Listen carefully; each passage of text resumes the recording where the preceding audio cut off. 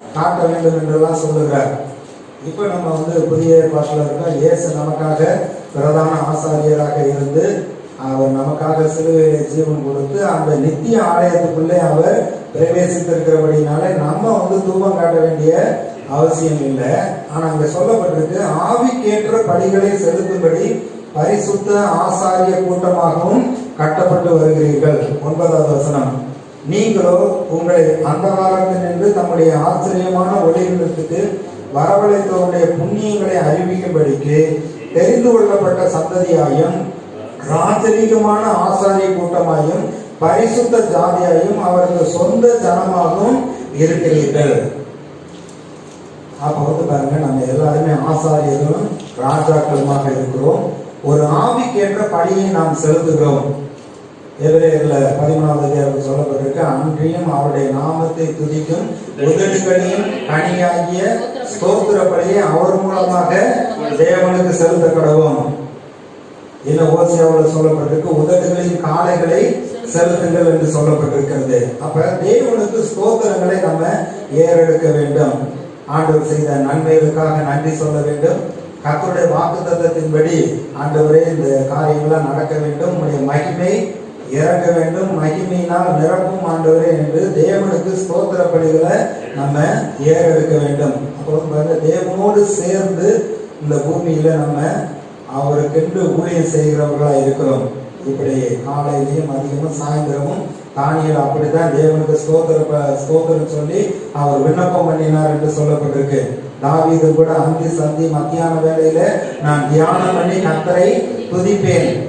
ஏன்னா இவர்கிட்ட இருந்துதான் நமக்கு ஜீவன், பலன், வல்லமை, அபிஷேகம் எல்லாமே வருகிறது. அதை எப்படி பெற்றுக்கொள்கிறது? நம்ம கர்த்தருடைய சமூகத்துல கர்த்தரை துதித்து பாட வேண்டும், அவருடைய நாமத்தை உயர்த்த வேண்டும். அப்படி உயர்த்துகிற பொழுது அவர் நம்முடைய மகிமையினால் நம்மை நிரப்புகிறவராய் இருக்கிறார். நாம் தேவனுக்கு ஊழியர் செய்கிறவர்களாய் இருக்கிறோம். வெளிப்படுத்தின விசேஷம் 8வது அதிகாரம் 3லிருந்து 5 வரை உள்ள வசனத்தை நான் வாசிக்கிறேன். வேறொரு தூதன் தூபம் காட்டும் பொற்கலசத்தை பிடித்து பலிபீடத்தின் படியிலே நின்றான். சிங்காசனத்துக்கு முன்பாக இருந்த பொற்பீடத்தின் மேல் சகல பரிசுத்தவான்களுடைய ஜெபங்களோடும் செலுத்தும்படி மிகுந்த தூப வர்க்கம் அவனுக்கு கொடுக்கப்பட்டது. அப்படியே பரிசுத்தவான்களுடைய ஜெபங்களோடும் செலுத்தப்பட்ட தூப வர்க்கத்தின் புகையானது தூதனுடைய கையிலிருந்து தேவனுக்கு முன்பாக எழுப்பிற்று. பின்பு அந்த தூதன் தூப கலசத்தை எடுத்து அதை பலிபீடத்து நெருப்பினால் நிரப்பி பூமியிலே கொட்டினான். உடனே சத்தங்களும் இடி முழக்கங்களும் மின்னல்களும் பூமி அதிர்ச்சியும் உண்டாயின. இந்த 8வது அதிகாரத்துல அங்கே தூதர்கள் அங்கே எக்காலம் ஊதுகிறதுக்கு ஆயத்தமா இருக்கிறார்கள். இப்படி 7 எக்காலங்கள் கொடுக்கப்பட்டது. அப்படி ஆயத்தமா இருக்கிற பொழுது ஒரு தூதன் அவனுடைய கையில இருக்கக்கூடிய பரிசுத்தவான்களுடைய ஜெபமாகிய தூப வர்க்கத்தை எடுத்து தேவனுக்கு முன்பாக காண்பிக்கிறார். அப்புறம் பலிபீடத்தின் அக்கினியை எடுத்து இந்த பூமியிலே கொட்டுகிறார். இந்த இடி முழக்கங்களும் மின்னல்களும் உண்டாகிறது, சத்தமும் உண்டாகிறது, ஒரு பெரிய மாற்றம் உண்டாகிறது. இப்ப தீர்க்கதரிசி என்று எடுத்துக்கொண்டால் தேவனிடத்திலிருந்து வார்த்தையை பெற்றுக்கொண்டு ஜனங்களுக்காக பெற்றுக்கொண்டு ஜனங்களுக்கு சொல்றவர் தான் தீர்க்கதரிசி. ஆனா ஆசாரியன் ஊழியக்காரன் பாருங்க, ஜனங்களுக்காக தேவனுக்கு முன்பாக போய் நிற்கிறவனா இருக்கிறான். ஆண்டவரே, இந்த மக்களுக்காக, இந்த ஜனங்களுக்காக நான் விண்ணப்பம் பண்ணுகிறேன். இவருடைய சூழ்நிலை மாற வேண்டும், இவருடைய வாழ்க்கையில் இருக்க பிரச்சனை தீர வேண்டும். உம்மை விசுவாசித்து ஏற்றுக்கொண்டார்கள், இவருடைய குடும்பத்தில் உங்களுடைய ஆசீர்வாதம் வர வேண்டும் என்று நம்ம ஊழியக்காரர்கள், ஆசாரியர்கள் கர்த்தருக்கு முன்பாக நின்று ஜெபிக்கிறார்கள். ஆனா அதே தீர்க்கதரிசி தேவனிடத்திலிருந்து ஒரு வார்த்தையை பெற்றுக்கொண்டு சபைக்கும் விசுவாசிக்கும் கர்த்தருடைய வார்த்தையை கொடுக்கிறவர்களா இருக்கிறார்கள். அப்ப நம்ம செலுத்தக்கூடிய தூப வர்க்கம் தேவனை ஸ்தோத்திரம் பண்ணுகிறது. நம்ம ஜெபம் இதெல்லாம் தேவனுக்கு முன்பாக அங்கே தேவதூதன் கொண்டு போய் அங்கே தேவனுக்கு முன்பாக காண்பிக்கிறான். அங்கிருந்து இந்த பூமியிலே கிரியை நடப்பிக்கும்படியாக, மாற்றம் உண்டாக்கும்படியாக தேவன் தம்முடைய பதிலை, அவருடைய ஆசீர்வாதத்தை நமக்கு கொடுக்கிறவராய் இருக்கிறார். இப்படி நம்ம வந்து கர்த்தரோட ஐக்கியமாக இருந்து ஜெபிக்கிற பொழுது அடுத்து பார்த்தீங்கன்னா நம்முடைய கண்கள் பிரகாசம் அடையும். அப்படிங்கிறப்ப வந்து கல்வி நல்லா தானே தெரியுது, நல்லா எல்லாத்தையும் நான் பார்க்குறேன்னு இன்னும் என்ன பிரகாசம் அடைய வேண்டும் என்று சொல்வார்கள். காணப்படுகிறவைகள் அநித்தியமானவைகள், காணப்படாதவைகளோ நித்தியமானவைகள். காணப்படாத தேவனிடத்திலிருந்து தான் இந்த காணப்படக்கூடிய உலகம் வார்த்தையினாலே உண்டானது. இந்த காணப்படக்கூடிய எல்லா இந்த உலகத்துல கிரியை நடப்பிக்கும்படியாக அந்த காணப்படாத தேவன் எல்லாவற்றையும் நடத்தி கொண்டிருக்கிறார்.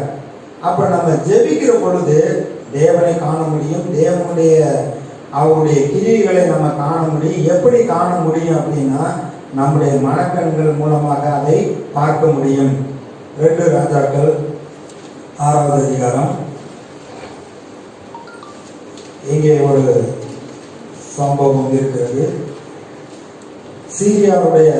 சீரியருடைய ராணுவம் வந்து எலிசாவை பிடிக்கும்படியாக வந்து விட்டார்கள். காலையில வேலைக்காரன் வீட்டை விட்டு வெளியே வந்து பார்த்தா சீரியருடைய ராணுவம் வந்து இந்த எலிசாவை பிடிக்கும்படியாக சுற்றி அவனுடைய வீட்டை சுற்றி ராணுவம் வந்து நிற்கிறது. அப்போ உடனே அவன் வந்து அந்த வேலைக்காரன் சொல்லி, ஐயோ ஆண்டவரே அவமானேன். 6வது அதிகாரம் 16வது வசனம் 15 கூட, தேவனுடைய மனுஷனின் வேலைக்காரன் அதிகாலமே எழுந்து வெளியே புறப்படுகையில் இதோ இராணுவமும் குதிரைகளும் ரதங்களும் பட்டணத்தை சுற்றி கொண்டு இருக்க கண்டான். அப்பொழுது வேலைக்காரன் அவனை நோக்கி, ஐயோ என் ஆண்டவனே, என்ன செய்வோம் என்றான். அதற்கு அவன், பயப்படாதே, அவர்களோடு இருக்கிறவர்களை பார்க்கிலும் நம்மோடு இருக்கிறவர்கள் அதிகம் என்றான்.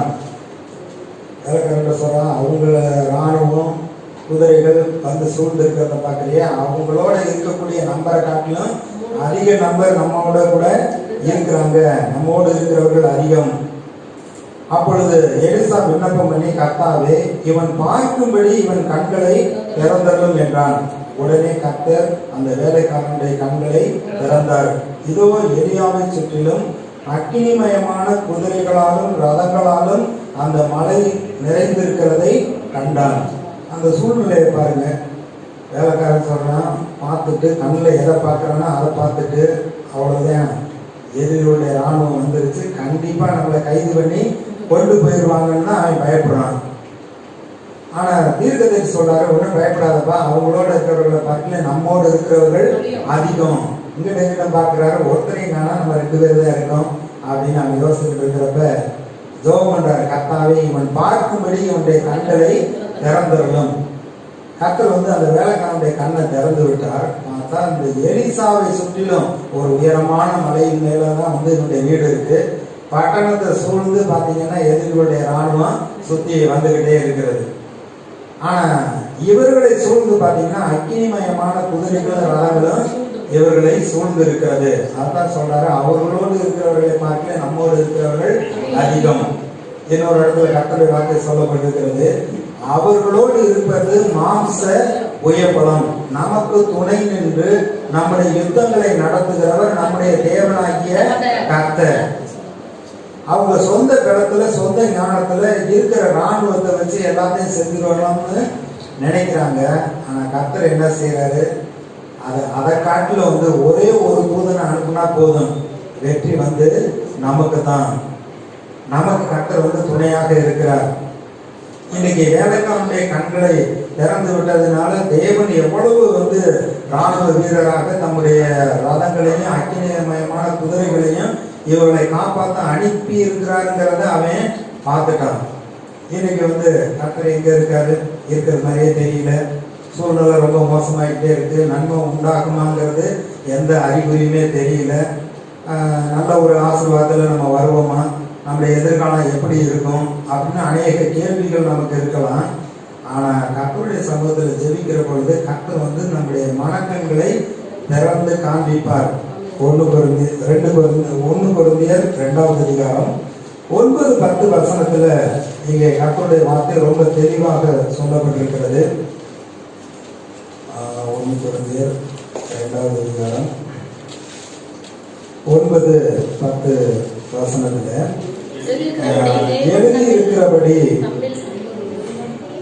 எழுதி இருக்கிறபடி தேவன் தம்மில் அன்பு கூறுகிறவர்களுக்கு ஆயத்தம் பண்ணினவைகளை கண் காணவும் இல்லை, காது கேட்கவும் இல்லை, அவைகள் மனுஷருடைய இருதயத்தில் தோன்றவும் இல்லை.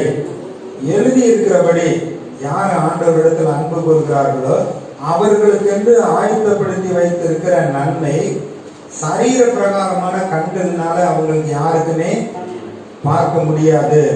அவர்கள் காது கேட்கவும் இல்லை, அவர்கள் மனுஷருடைய இருதயத்துல தோன்றவும் இல்லை. நமக்கோ தேவன் அவைகளை தன்னுடைய பரிசுத்த ஆவியினாலே வெளிப்படுத்தினார். அந்த ஆவியானவர் எல்லாவற்றையும் தேவனுடைய ஆழங்களையும் ஆராய்ந்து இருக்கிறார். ஜென்ம சுபாவம் உள்ளவர்கள் ஆவிக்குரியவர்களை ஏற்றுக்கொள்ள மாட்டார்கள். கர்த்தர் உங்களுக்கு சுகம் கொடுப்பார்னா எப்படி சுகம் கொடுப்பார்?